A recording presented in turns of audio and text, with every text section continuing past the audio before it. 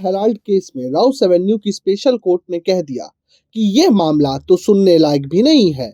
National Herald case को ED ने पेश किया राउस एवेन्यू कोर्ट के सामने, लेकिन राउस एवेन्यू कोर्ट कन्विंस्ड नहीं हो पाया कि इस मामले को सुना जाए कि नहीं सुना जाए, और अंततः फैसला ये हुआ कि ये मामला सुनने लायक नहीं है, यानी बहुत कमियां हैं ईडी की चार्जशीट में। जिसके बाद कांग्रेस के श्रेणी का यानी ए के लीडर से लेकर और अंतिम छोर के कार्यकर्ता तक हर्ष से भर गया, उल्लास से भर गया, उत्साह से भर गया।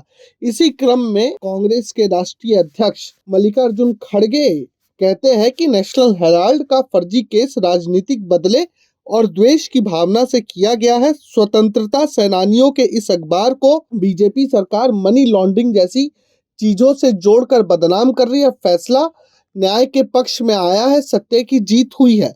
क्या कुछ कहा है मल्लिकार्जुन खड़गे ने, सुनिए।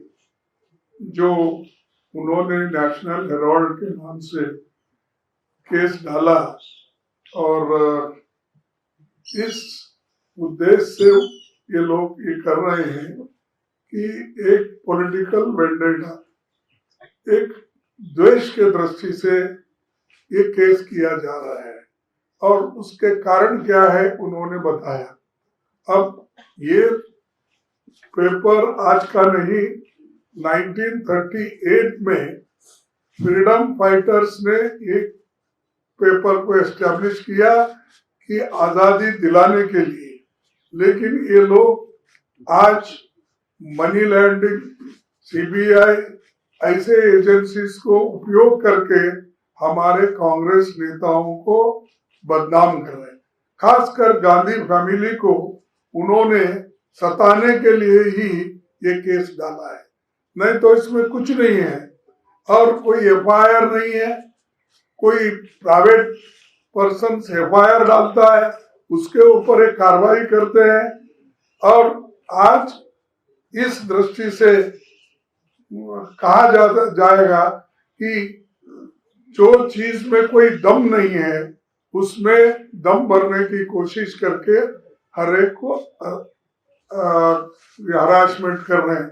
हमारे बहुत से कांग्रेस पार्टी के नेता और सभी बड़े बड़े लोग जो आज उनके सिंपथाइजर नहीं है, ऐसे 50 लोगों को ऐसे ईडी का केस डालकर सता और अपना पॉलिटिकली उसको उपयोग करने के लिए कहीं उन्होंने ये ईडी और मनी लॉन्ड्रिंग का केस डाल के उन्होंने कई एमपीज को अपने तरफ लिया, कई राज्यसभा मेंबर्स को लिया, कई जगह सरकारें बनाई।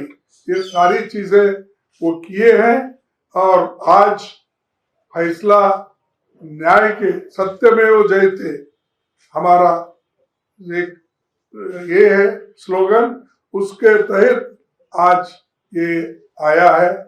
तो ये जजमेंट को हम वेलकम करते हैं और न्याय सदा हमेशा की जो सत्य की हमेशा जीत होती है। इसीलिए मैं इस जजमेंट का स्वागत करता हूँ। जो इसके लिए मेहनत करे हमारे लोग, उनको भी मैं अभिनंदन उनका भी करता हूँ और आप लोग इतने ठंडी में आए, आपको भी धन्यवाद। Thank you. तो सुना आपने, कहीं ना कहीं कांग्रेस के लिए एक बूस्टर की तरह है कि जो लगातार सत्ता से हटने के बाद भी उनके ऊपर भ्रष्टाचार के आरोप लगते रहे हैं।